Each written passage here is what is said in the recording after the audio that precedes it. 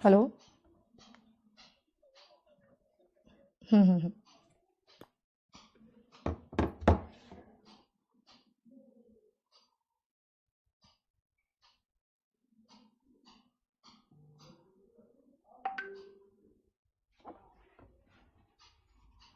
Just a second. I hope I'm audible and visible to all of you. So, welcome everyone, and let us start with this session of dermatology recall. Just give me a second. Let me connect my background with all of you. Great.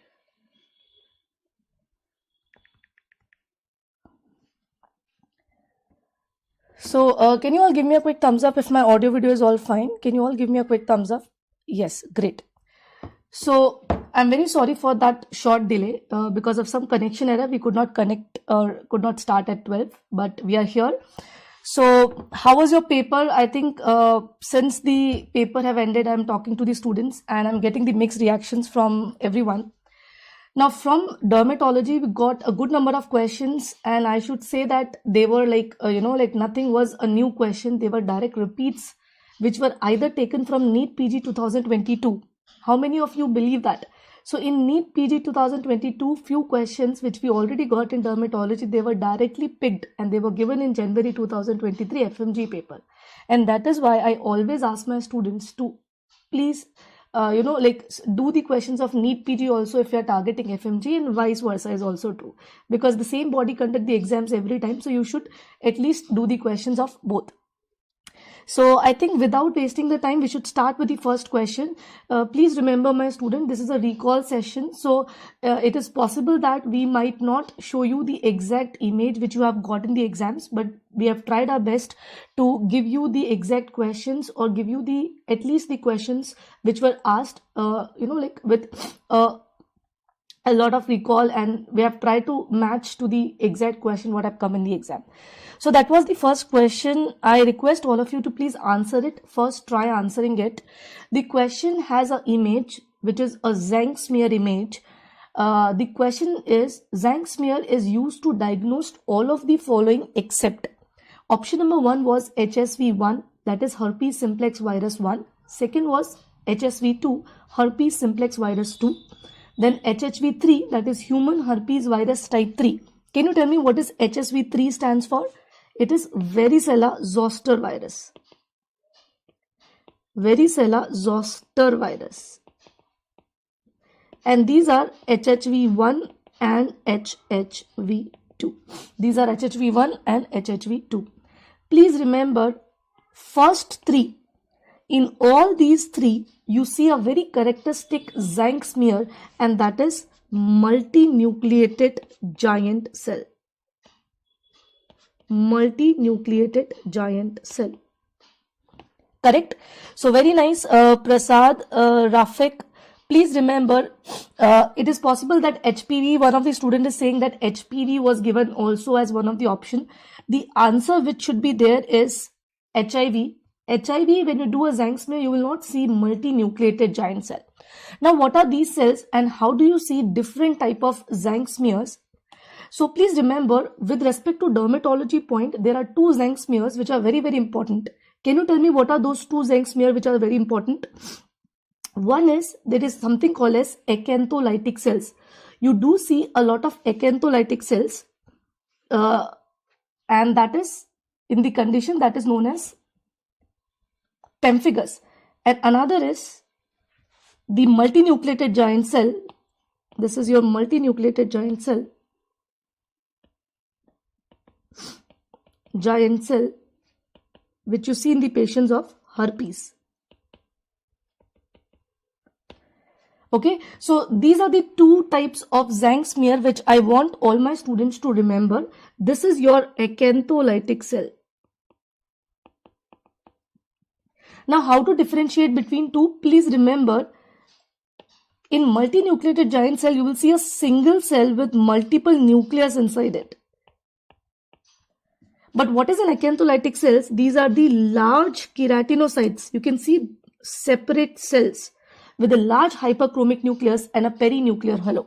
So with respect to dermatology, please remember that two type of Tzanck smear you can get in your exam. One is the acantholytic cells, which is a very classical feature of intraepidermal split, or all those vesiculobullous disorders where there is damage to the intercellular connections of the epidermal cell. Second is multinucleated giant cell, which is seen whenever there is fluid inside the epidermis, but the reason for collection of fluid is damage to the keratinocytes. So here I want to mention one point, that we have two type of acantholysis, or there are two mechanisms by which you can see fluid collection inside the epidermis. And what is the name given to this? This is known as acantholysis. This is known as acantholysis. This is known as acantholysis. So what is primary acantholysis?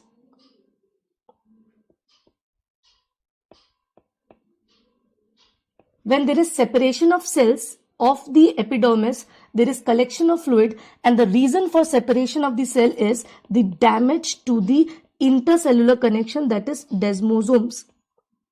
While there is another way or another method through which two cells or the cells inside the epidermis can separate, and that is known as secondary acantholysis. And the reason for secondary acantholysis is damage to keratinocytes itself. Now I'm giving you a very simple logic behind both. So you have polygonal cells, you have keratinocytes which are present like this inside the epidermis, and in between the cells you have some glue which is present like this. When these cells are separated, when the glue is lost, you will see that these cells get separate in the form like this. Round cell, the membrane is still intact, and these round cells, they are known as acantholytic cells. So this is an example of primary acantholysis, which you see in the conditions like pemphigus group. You see it in infectious conditions like bullous pemphigoid. You see it in, like other conditions like Hailey-Hailey disease and Darius disease. But what happened in viral infection? So you had initially the connections of keratinocytes like this, right? The keratinocytes are connected like this. Now nothing happens to these intercellular glues. But whenever you have infection, especially viral infection, there is damage to the keratinocyte wall. So the keratinocytes get damaged. So you form a single layer, and all the nucleus, they collect together, forming what is known as multinucleated giant cell. Multinucleated giant cell. So that is the explanation of this question. The Tzanck smear is used to diagnose all, except the correct answer of this question becomes HIV, because HIV do not show this type of vesicular lesions, and whenever you have vesicles, you have damage to keratinocytes and you see a multinucleated giant cell. Now let's move to the second question. Another question was this. This was a question which was actually a microbiology question, but in dermatology, we are discussing it because you have a subcutaneous mycosis which is given in the question. So can you tell me the answer? Only dimorphic fungus which is also a subcutaneous mycosis. Can you tell me what can be the answer here? Now, first of all, let me tell you what do you mean by subcutaneous. Subcutaneous mycosis means it is the fungal infection of subcutaneous tissue, fungal infection of subcutaneous tissue, that is adipocytes. Subcutaneous tissue fungal infection. Now there are three types of subcutaneous fungus which is important for us. One is mycetoma. Second one is chromoblastomycosis. And the third one is sporotrichosis. So these are the three types of subcutaneous fungus which is very important for you. The question asked you here is, which is that subcutaneous mycosis in which the causative agent is a dimorphic fungus. What do you mean by dimorphic fungus?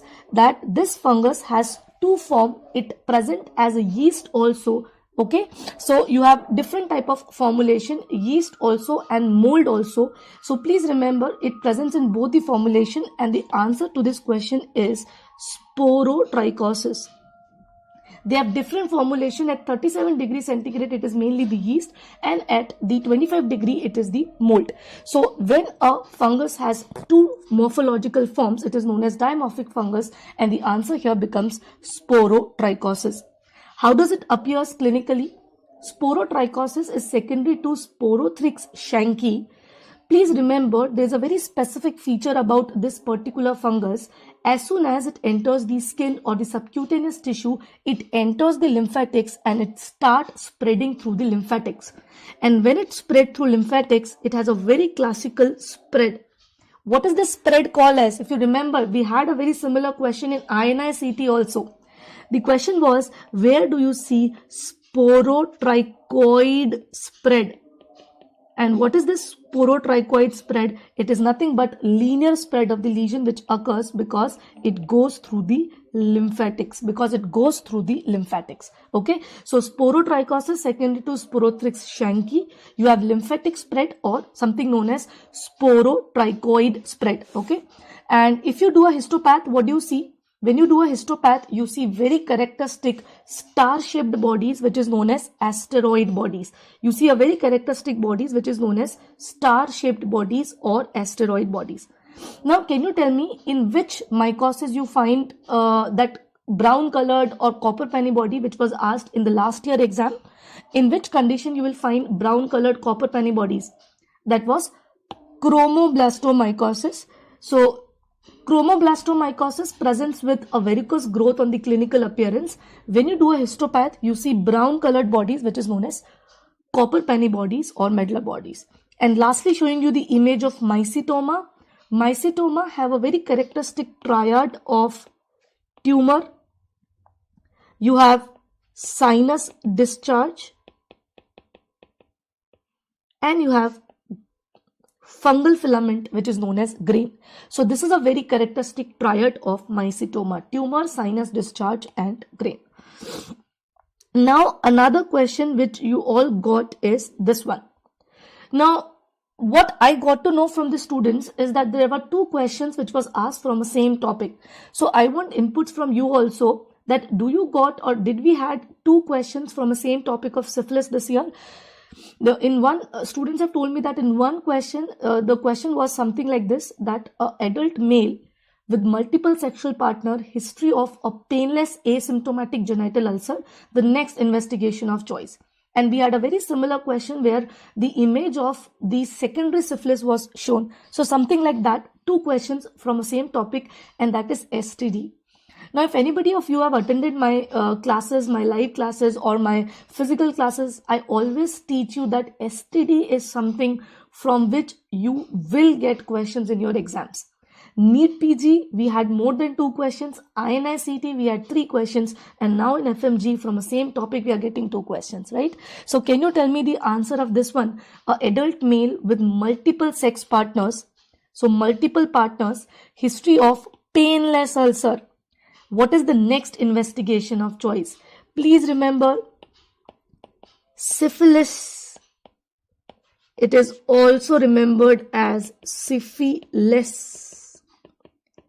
And syphilis means you have painless lymph nodes and you have painless hard ulcer. Painless hard ulcer. So if that is the question, the answer should be you do a dark field microscopy to look for the movement of the treponemas or the spirochetes. Okay. So please remember, this is a patient with primary syphilis with a genital ulcer which is painless. It is a hard ulcer because it gives you a very classical button-like tendency, button-like consistency. Now let me show you how does the dark field microscopy appears. So you can see these are the treponemas or the spirochetes, treponema pallidum. And how does the primary canker look like? How does the primary canker look like? It is like this. It's a painless hard ulcer with a button-like consistency. Patient will not feel anything. When you touch these ulcers, they are hard. So painless or indurated ulcers, hard ulcers, which give you a button-like consistency. butter-like consistency. Clear? So that was another question. Now, what was the question which was asked? The next question from the same topic was this: a truck driver with a history of genital ulcers following skin lesions. So I am not sure whether this was the exact image given or not, but students told me that the image was that there are lesions on the palm as well as sole. And the question is, what is the diagnosis? Secondary syphilis, lichen planus, hand-foot-mouth disease, and keratoderma. Now here, there are a lot of students who got confused between hand-foot-mouth disease, because in hand-foot-mouth disease also you get angulated lesions on the hands and foot. But what are the clues which differentiated it from hand-foot-mouth disease is: one, truck driver. Please remember, truck drivers are the high-risk population. They are more at risk to get sexually transmitted disease. That is the first clue. And second is, question clearly mentions that there was a genital lesion. So genital lesions with palmoplantar lesions, it favors the diagnosis of secondary syphilis. So please remember, my students, what is the natural progression of Treponema pallidum infection? Whenever there is unprotected sexual intercourse between an infected patient and a normal individual, the treponema, it breaches the skin and enters the susceptible individual.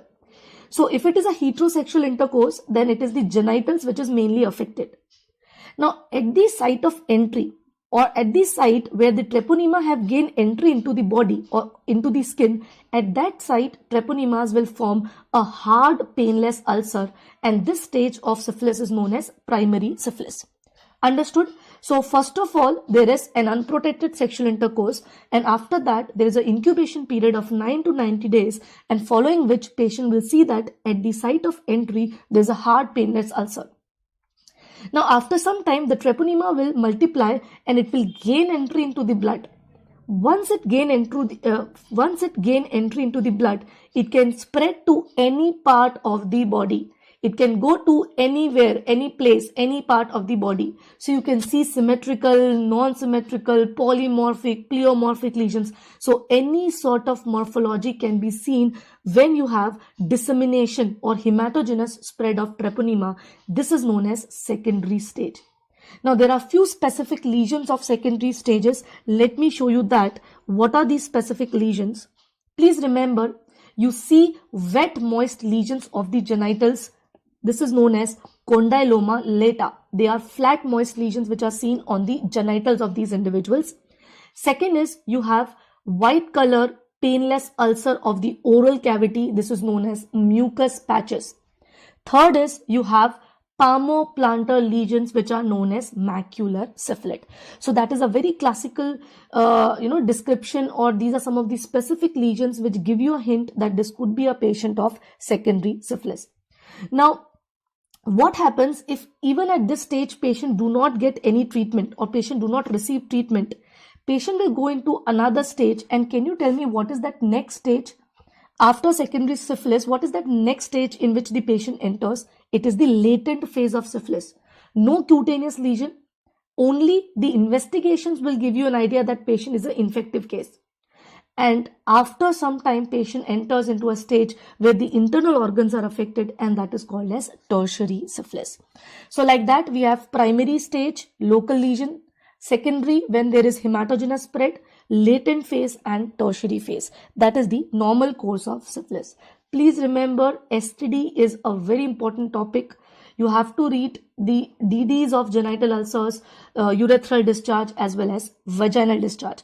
So this brings us to the next question, which was from one of the differential diagnoses of vaginal discharge. So this was the third question we got from STD in this FMG. Can you answer this question?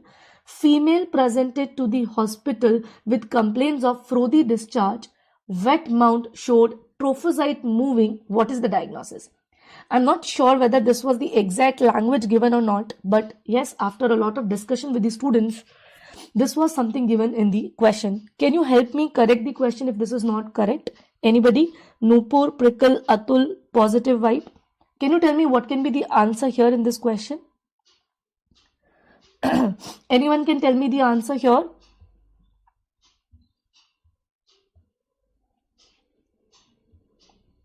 Very nice. Now, we usually have three very important differential diagnoses of vaginal discharge. One is bacterial vaginosis.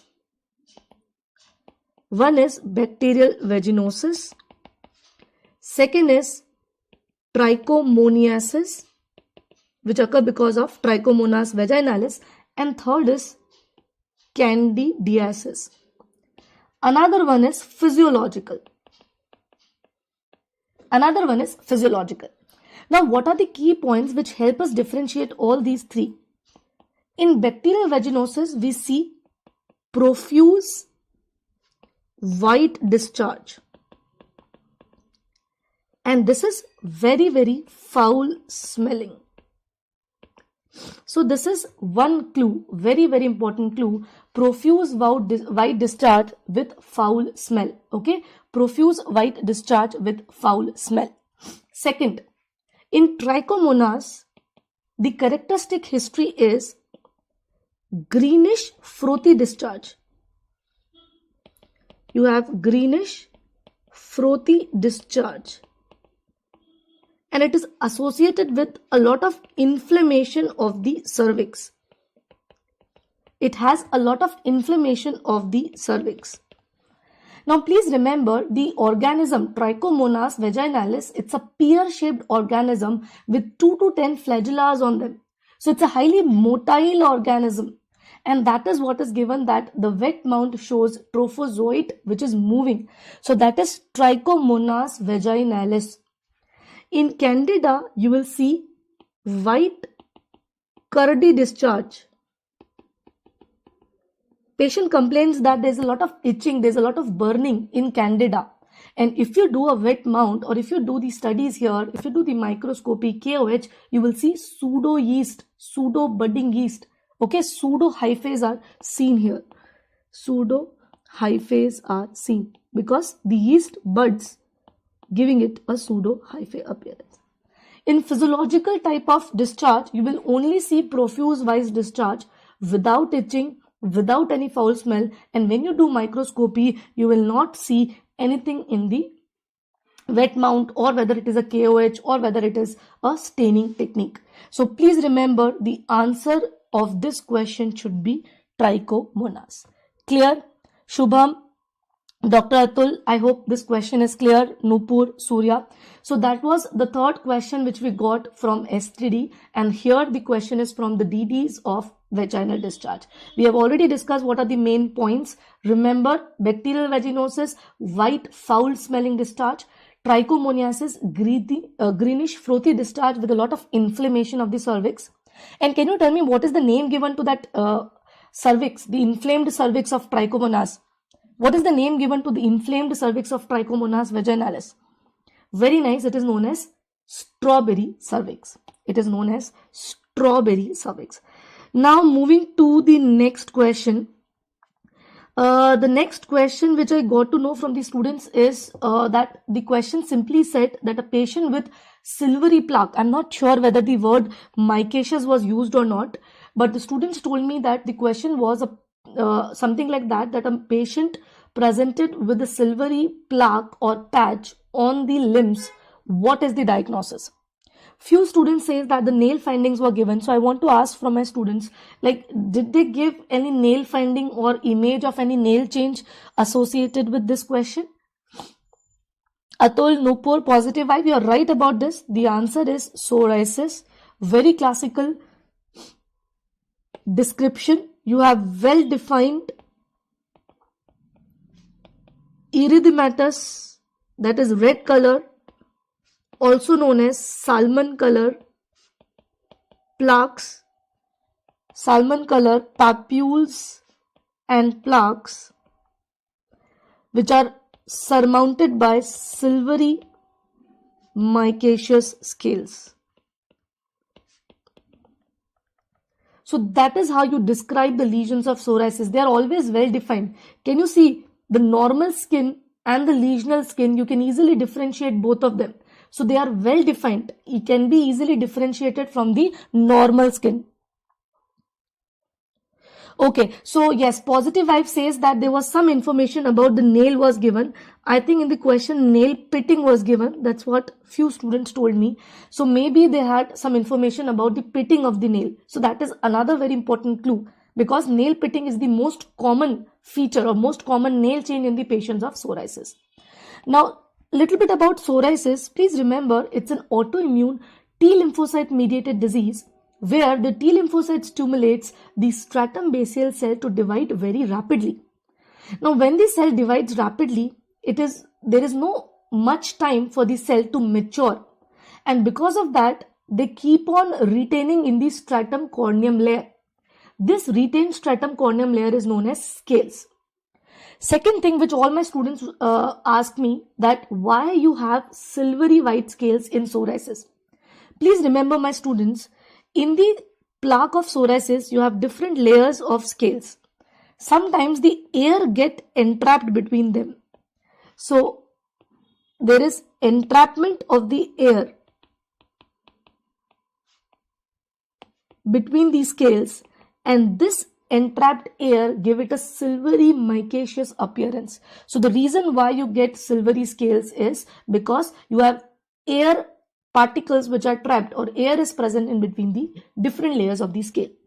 Psoriasis is a disease of extensor. You can see this image. You have lesions on the elbow, you have lesions on the knee, you have lesions on back, which is another very important site. You have lesions on the scalp, palm soles. These are the frequent site. So I hope this question is very easy, that a patient with silvery mycoses scales associated with nail pitting, what is the diagnosis? And you got an image where you have a well-defined plaque associated with silvery scales. Can anybody tell me which is the most specific nail feature? Most common is nail pitting, but which is the most specific nail change in a patient of psoriasis? What is the most specific nail change? This was the question of NEETPG 2022. Please remember, we have seen, especially in dermatology, they were direct repeat from NEETPG 2022. So what is the most specific nail finding in psoriasis? Most specific nail finding is oil drop sign. The most common one was given in the question, that is nail pitting, but the most specific is oil drop sign. You see a small red colored dot on the nail bed, that is known as oil drop sign. Other than this, you have subungual hyperkeratosis. You can have onycholysis, that there is separation of the nail plate from the nail bed. You can see the changes in the lunula. You can see subungual hemorrhages, etc. So you have a lot of different findings which you see in the nail for a patient of psoriasis. Moving to the next question. This was another question. Again, few students says that there was nothing like that, but few students says that we had a question on herpes zoster or shingles. The question was, a patient presented with multiple painful blisters along a dermatome on the trunk as shown in the image. So multiple painful blisters associated with some erythematous background. That was also, I think, given. Erythematous background. And it is only seen on a single dermatome. What is a dermatome? It was unilateral, not crossing the midline, present along a single dermatome. Very, very classical of herpes zoster or shingles. Okay, I'm not sure that the option was herpes zoster or the option was shingles. Can you tell me what was the exact option? Positive vibe, it was shingles or herpes zoster was given. But you had a question like this in the past also. Please remember, this is a direct PYQ which we had already done so many times in our classes. Till now, I think this is the 5th, 6th question of the today's session. Every question till here was a repeat question, was a PYQ. So moral till here is, always do PYQ at least 10 years. If you are targeting FMG, then do 10-year PYQs of FMG plus 10 years of NEETPG also. And the same for NEETPG aspirants as well. So herpes zoster, it is secondary to a virus which is known as varicella zoster virus. Varicella zoster virus, which is nothing but human herpes virus type 3. Now please remember, whenever this virus infects an individual for the first time, it causes a disease which is known as chickenpox or varicella. So patient develops a prodrome, after which there will be lesions, which is mainly seen on the trunk. The lesions are a macule followed by a papule, a vesicle, and soon these vesicles will form a scab or crust. So these type of polymorphic or pleomorphic sequence of lesions is classical for chickenpox. Now, if patient do not receive any treatment during the first episode, the virus enters the dorsal root ganglia and remain latent. Dorsal root ganglia, and it remain latent over those ganglions for a very long time. Now, whenever the patient's immunity goes down, it could be because of any reason, when he has fever, when he receives some vaccines, or like any other cause of decreased immunity of the patient, these viruses will get reactivated, and the reactivation will give rise to lesions along the single dermatome. From that dorsal root ganglia, it enters the nerve and causes the lesion over a single dermatome. So that is a very classical feature of herpes zoster. Again, it's a repeat question. Now, moving to the next question, I want my students to tell me whether you had this question or not. This is, some students say that this is an ophthal question. The question was image of eye with conjunctiva containing some whitish lesion was given in the exam, and they have asked you this condition is seen in, or this is due to the deficiency of. So I want my students to tell me whether this question was there or not, because a lot of students were saying that yes, we had a question with image of the eye shown. So if it is there, I want you to tell me the answer, in which deficiency you see these type of dried lesions on the conjunctiva. Okay, image was not given. They have just mentioned xerophthalmia. Okay, so students are saying that there was no image given, but the question was xerophthalmia. Xerophthalmia is due to deficiency of. Now, please remember, this was a question from NEETPG 2022. In 2022, we had an image of the eye given, and they have shown these bite-out spots. In the same year, we had another question from this, the cutaneous lesions of vitamin A deficiency, where you develop some keratotic lesions on the elbows, right? So please remember, vitamin A deficiency, this topic, it is repeatedly asked. Either it is NEETPG or it is FMGE. So please remember, this was again a PYQ. Vitamin A deficiency on skin manifest with dryness of the skin, followed by very characteristic keratotic lesions which are present on the extensors known as phrenoderma or toad skin. What are the ocular features of vitamin A deficiency? In vitamin A deficiency, the patients start developing delayed dark adaptation followed by night blindness, and when you examine, you will see what is known as xerophthalmia. You have conjunctival xerosis and you have bite-out spot. So please remember, this was another question that xerophthalmia is associated with deficiency of. Okay, so they can even ask you the cutaneous manifestation. So that was a very interesting question and a repeat question. Now moving to the next one. Another question which we got was something like this. Now I want my students to tell me what was the exact language. Few students told me that the question was, a young lady visited the derma OPD with following lesions. And another group of students say that only the image was given and they have asked us to identify the lesion. But for both the cases, they have specifically mentioned, or they have given you a classical image of the comedones which is shown, right? Dr. Lukman, I just want you to tell me that you are telling this with respect to which question, where the palm soles were given, or they have not mentioned anything about palm sole. Instead, they have written wrist and ankle. So I want you to please tell me that what was that question which includes the information regarding the wrist and the ankles. Okay. So the question includes an image which includes papules and pustules. The image includes papules and pustules, And few students say that they have asked, what are the primary lesions for this condition? What are the primary lesions for this condition? So please remember, this was a very classical question, a very classical question from the sequence of event which occurs in the patient of acne. So let me describe the grades of acne. Please remember, we have total 4 grades of acne. Grade 1 is called as comedone. Grade 2 is the papular stage. Grade 3 where you have predominantly pustules, and grade 4 where you have predominantly nodules and cysts. Now please remember, students, that for development of acne, what do you have? For development of acne, there should be problem in the pilosebaceous unit. So this is your hair and this is your sweat gland, sebaceous gland, sorry.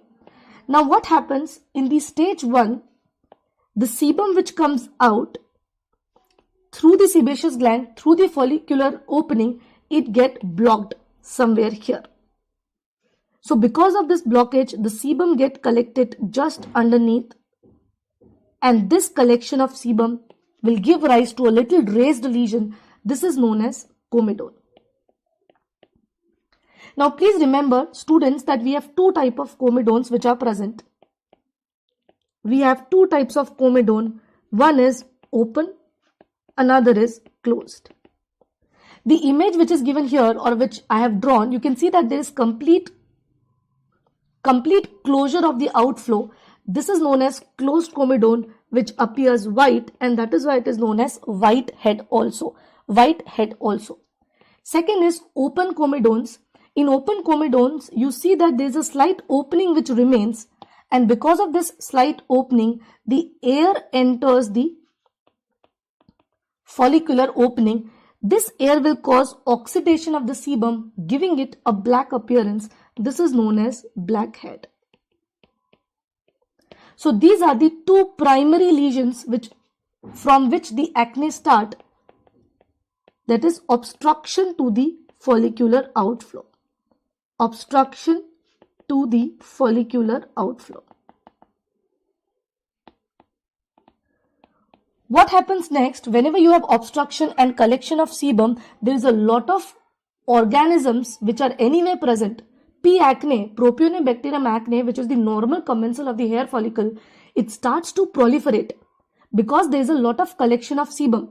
So there is proliferation of sebum, which is the step 2, proliferation of P. acne, and this will give rise to formation of papules. Now, in response to the proliferation of the bacteria, the body will send signals to recruit inflammatory cells to the site of bacterial proliferation. So, recruitment of inflammatory cell, clinically this will present as pustules. So, in the hair follicles, you have a lot of P. acne, you have a lot of inflammatory cells, and ultimately there will be rupture of the follicular opening. This is stage 4. You have rupture of follicle, giving rise to nodule and cyst. So this is the sequence of event which occurs whenever patient presents with acne. The initial stage is comedone, primary lesion is comedone, also considered to be the pathognomic lesion of acne, followed by papule, which occurs because of multiplication of bacteria. The next is formation of pustule, that is because of recruitment of the inflammatory cell, and the last was because there is so many things going on inside the hair follicle, it will rupture to give very classical nodule and cyst. Here I have images of all of them. This is a open comedone. This is a open comedone or a blackhead. The image here, you can see a lot of small skin colored lesions. These are the closed comedones. The right upper image shows papules. Then you have pustules. And lastly, this one is your nodulocystic. So these are the 4 grades of acne. These are the 4 grades of acne. Okay. So please remember, these are some of the important sequence of event which occurs in the patient of acne. Moving to the next question. Please tell me the correct answer. So the question was, a patient with white lacy mucosal lesions and following skin lesions, what is the diagnosis? So again, the image was very classical, plus they have also mentioned about the oral mucosal lesions.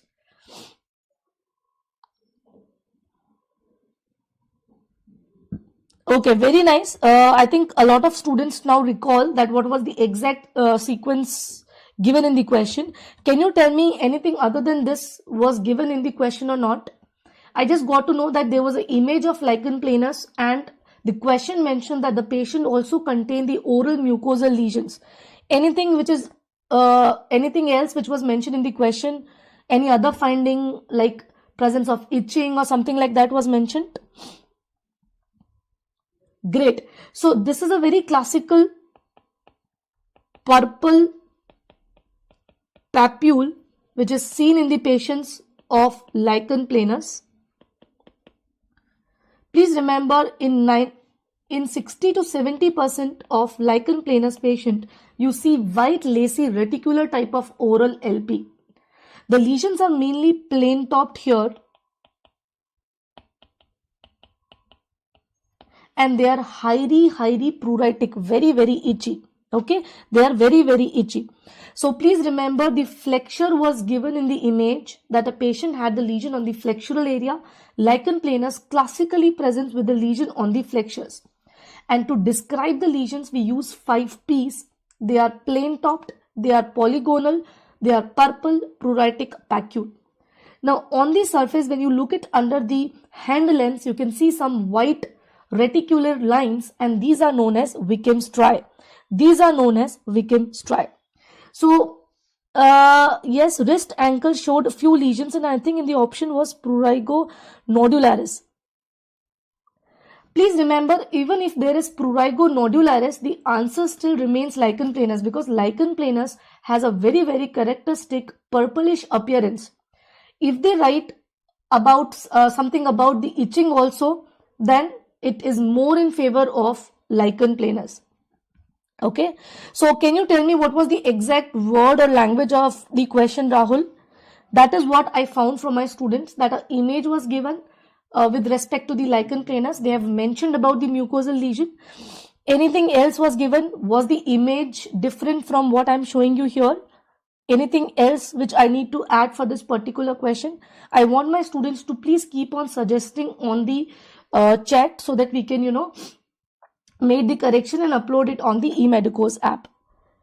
Okay, fine, great. So students are saying that almost the same, but the image was different. So try to consider that the patients with purplish lesions, which is very itchy, they are papule, flat topped on the flexures, associated with mucosal lesions where you have white lacy pattern, mainly in the oral mucosa, followed by the genitals. That is a patient with lichen planus. Now another question here, again I'm not sure that this was the exact detail. Some questions, some students told me that the question was on phenylalanine, and the question says that melanin is formed from. So I don't know whether this is the correct option, whether this was given or not. But anyways, melanin is formed from tyrosine. Please remember, the cell which produces melanin in our body is melanocyte. The cell which produces melanin in our body is melanocyte. 3 things which I have already discussed. Where it is located? Stratum basale.